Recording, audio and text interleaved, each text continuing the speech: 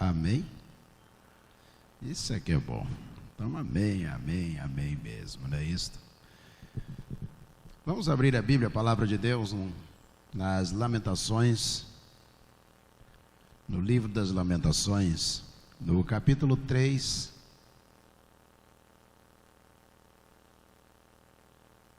Talvez alguns perguntem, tem isso na Bíblia? Livro das Lamentações? Tem sim.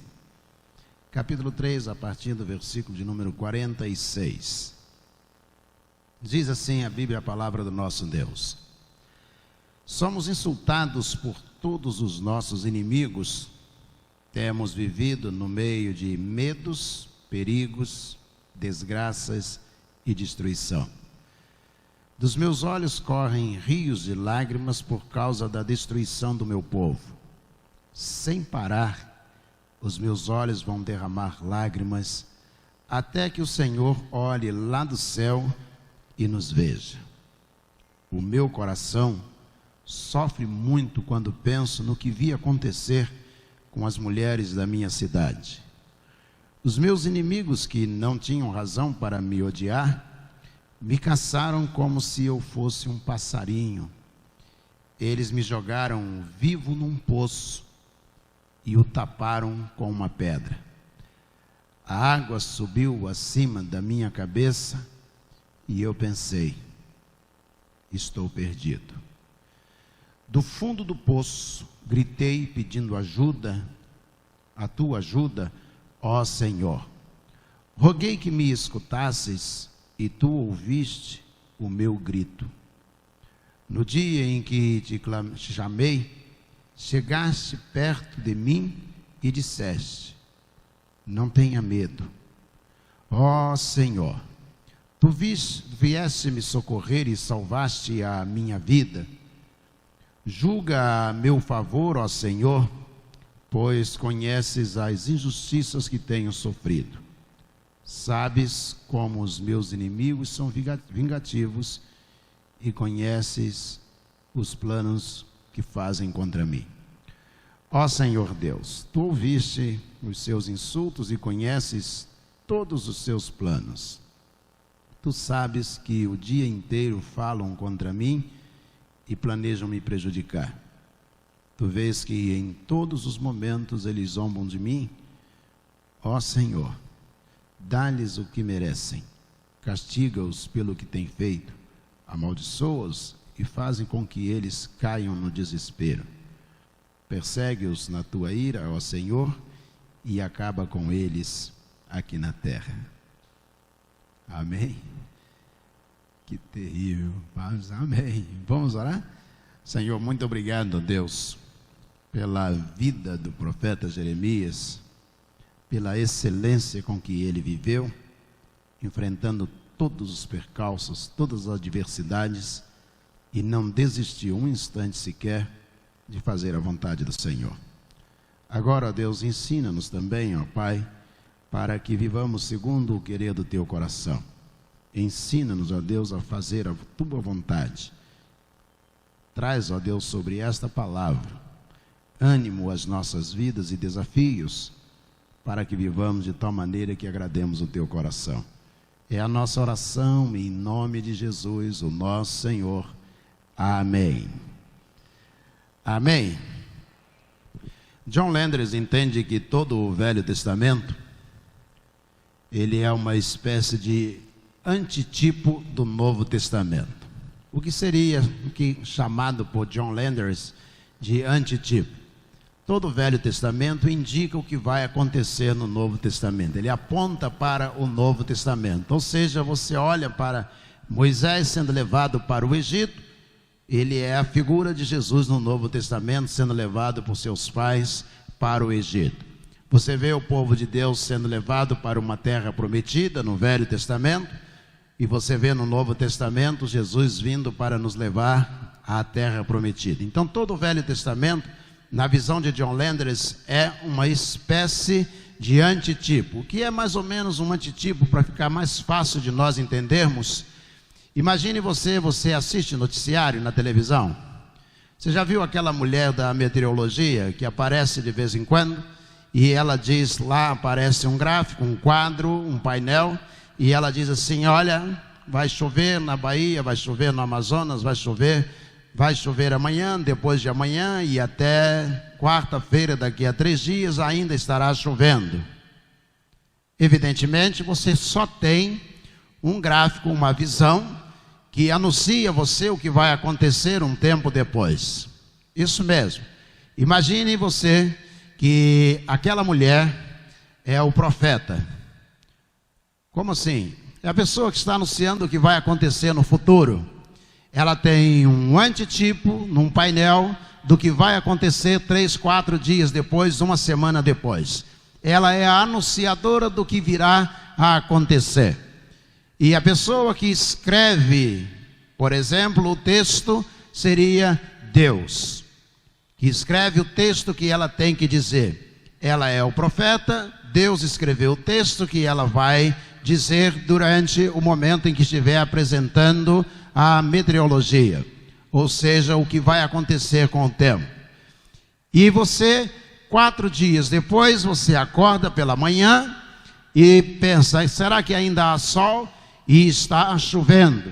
E aí você lembra que aquela mulher anunciou que 4 dias depois começaria a chover. O Velho Testamento é exatamente aquele momento que você assiste no noticiário do Velho Testamento, o que vai acontecer no Novo Testamento. O profeta Jeremias, ele exerceu o seu ministério de profecia no governo, no reinado do rei Josias. E o rei Josias se consultava com o profeta Jeremias. O rei Josias foi o rei que mais desenvolveu a administração pública da história de Israel. Foi o rei que mais criou condições de infraestrutura e estrutural para socorrer a nação de Israel. Foi ele que criou o maior mecanismo de defesa, de guerra bélico da nação de Israel. Ele se aconselhava com o profeta e ele perguntava ao profeta Jeremias, Jeremias, o que é que Deus está falando a você? E Jeremias dizia a ele, o Senhor disse que você, rei, deve fazer isso, isso, isso. E Josias não discutia, destruiu os ídolos e recomeçou, reestruturou a nação de Israel. Israel se desenvolveu, Israel cresceu sob os conselhos de Deus por meio do profeta Jeremias. Mas Josias morreu e assumiu o rei Zedequias. E o rei Zedequias detestava o profeta Jeremias. Ele não queria saber do que Deus pensava para a sua nação. Talvez este seja o grande problema desta geração, o problema de Zedequias. Não quer saber o que Deus pensa a respeito da sua vida, da sua profissão, do seu casamento, da educação dos filhos, dos seus negócios, da sua atividade profissional. Talvez nós estejamos vivendo uma síndrome de Zedequias. Gente que não quer saber a vontade de Deus. E ele se levantava, Jeremias, e profetizava. E dizia, olha, a Babilônia virá, os babilônicos chegarão, eles vão destruir a nação de Israel, eles vão destruir Judá, eles vão invadir Jerusalém. E ninguém queria ouvir o profeta Jeremias. Sabe por quê? Porque quando nós temos que ouvir Deus, isso nos desafia a abrir mão da nossa própria vontade. Quando nós queremos saber qual é a vontade de Deus, nós estamos dando o primeiro passo para abrir mão da nossa própria vontade. E Zedequias pensava o seguinte, se eu ouvir o profeta Jeremias, eu não poderei fazer o que eu quero fazer. Se eu ouvir o que Deus está falando através dele, eu terei que abrir mão de todos os projetos que eu mesmo criei, que eu mesmo trouxe e estou implantando em Israel. Isso acontece nos dias que nós estamos vivendo. Pessoas que não querem saber a vontade de Deus, sabe por quê? Porque isso nos instiga, nos intimida, nos convida a abrir mão do nosso próprio projeto, daquilo que nós temos. Então nós vivemos uma geração Zedequias, uma geração que não quer saber a vontade de Deus, que não se quer ouvir a palavra de Deus, vai parar para fazê-lo. No 9º ano, no 10º mês do governo do rei Zedequias, levanta-se Jeremias, outra vez consultado pelos oficiais, pelos generais, pelo alto governo. O que vai acontecer? Ele disse: os babilônicos estão vindo aí. E então Zedequias toma conhecimento pelos seus soldados que a Babilônia está invadindo o seu país, está invadindo o seu governo. E ele manda chamar Jeremias, quando ele toma conhecimento que vai acontecer uma grande desgraça que foi profetizado, que não se abalizou para poder ter um mecanismo de defesa contra aquela invasão. Ele manda chamar o profeta e diz: profeta Jeremias, profetiza alguma coisa que a gente tenha que fazer. Era quase o 10º ano do seu governo. E Jeremias diz a ele: sabe o quê? Tarde demais. Tarde demais. Muitas vezes nós estamos percebendo no mundo em que nós vivemos pessoas querendo uma solução rápida, uma solução relâmpago, que Deus possa trazer uma cura que seja repentina sobre todas as nações da terra. Se nós consultarmos o profeta Jeremias, talvez ele diga: tarde demais. Mas por que tarde demais? Perguntou Zedequias ao profeta Jeremias, e ele disse: porque eu estou profetizando isto há 10 anos. Você sabe quantos anos nós estamos profetizando que as nações devem andar na presença de Deus? Você sabe quantos anos estamos convocando a igreja para oração, e as pessoas na quarta-feira estão em casa vendo futebol, vendo novela, vendo filme, estão passeando pelas ruas? Você sabe quantas vezes estão convocando as famílias à oração, e as famílias estão se perdendo dia após dia? Você sabe quantas vezes estamos anunciando que precisamos andar na presença de Deus, e as pessoas estão ignorando isso? E quando nós nos encontramos no meio de uma pandemia, de repente as pessoas dizem: Deus manda uma solução imediata. Sabe o que Jeremias responderia? Tarde demais. E aí Zedequias diz a ele assim, diz aos oficiais para perguntarem a Jeremias: Jeremias, o que é que tem que ser feito? E ele disse: se entregue nas mãos dos babilônicos, que eles não vão queimar a cidade, eles não vão matar as pessoas, a família do rei será poupada, e eles não vão destruir o povo de Israel, se nós fizermos uma aliança, e teremos tempo de nos arrepender e recomeçar uma reconstrução da nossa nação. E aí Zedequias toma conhecimento disto, no capítulo 38 do livro de Jeremias. E Zedequias toma conhecimento disso, e ele vai lá conversar com o profeta Jeremias, e ele diz assim: Jeremias, eu vim aqui para conversar com você, mas tem uma coisa: não conte a ninguém sobre a nossa conversa. Não diga a alguém que eu vim me aconselhar com você. Não diga às pessoas que eu vim perguntar sobre Deus, o que Deus está querendo para essa nação. Ou seja, ele estava ali tentando encontrar uma solução, mas não queria compromisso com Deus, com a mensagem que Jeremias tinha para ele. Não queria que as pessoas soubessem. Você acha que isso mudou depois de tantos anos? Claro que não. Quantas pessoas estão vivendo assim?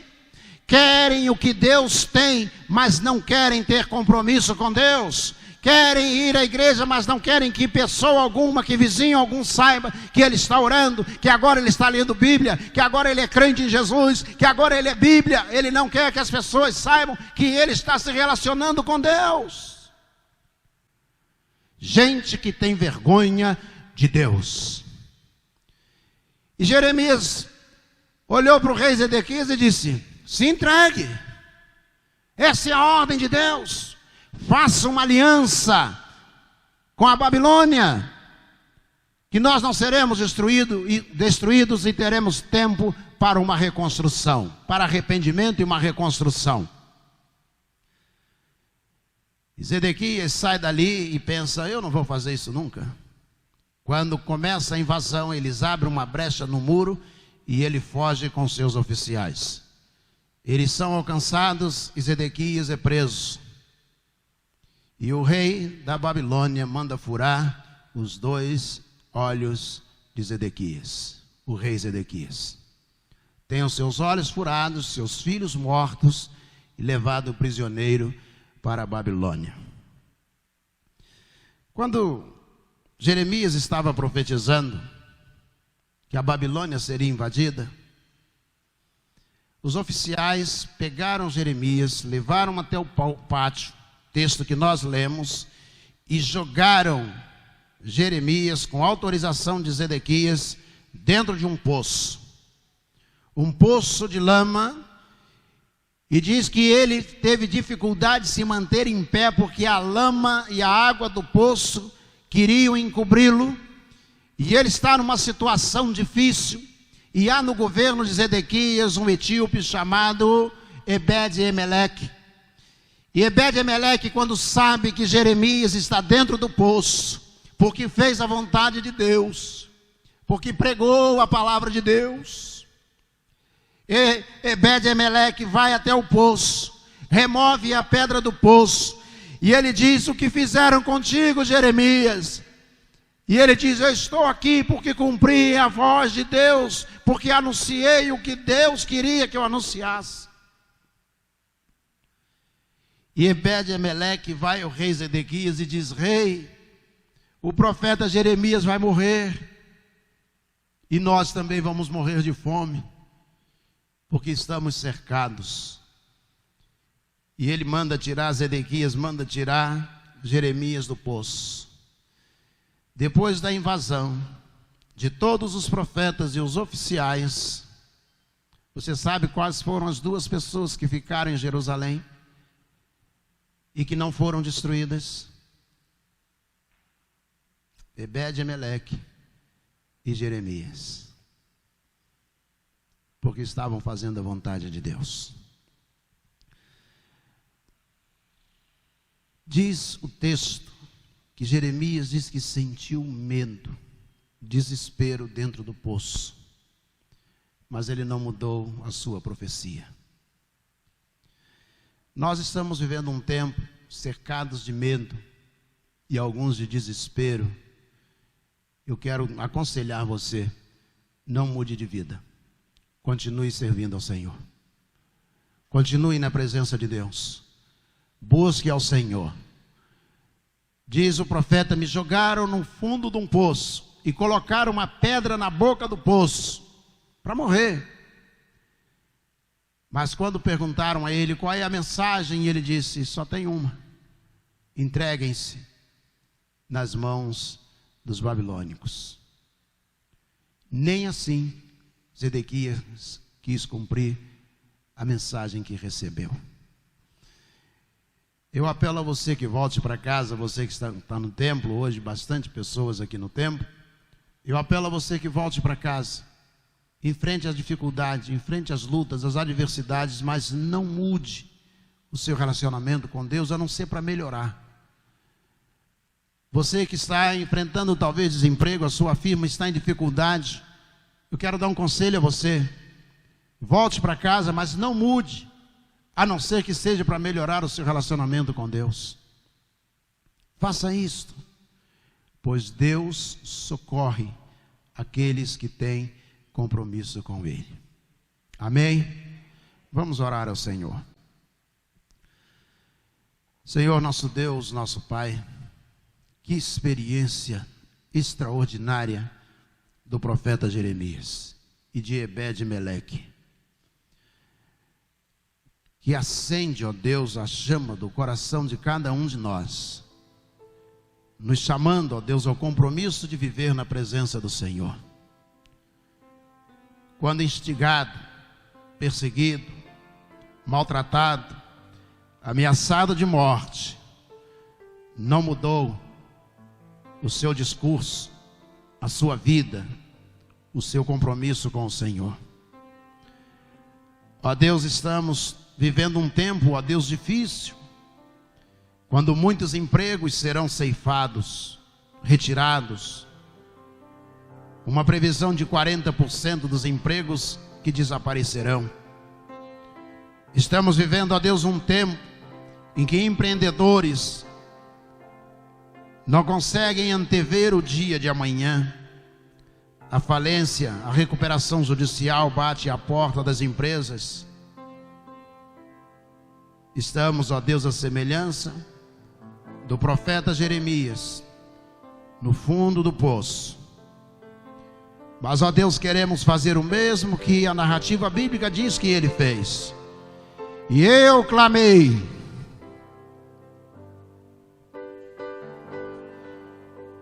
e eu gritei, pedindo socorro ao Senhor. Nós levantamos a nossa voz para pedir socorro ao Senhor. Socorre-nos, ó Deus. Tem compaixão de nós. Ó Deus, tira-nos do fundo do poço. Coloca-nos, ó Deus, de pé no pátio, para começarmos a nossa caminhada outra vez, abençoados pelo Senhor.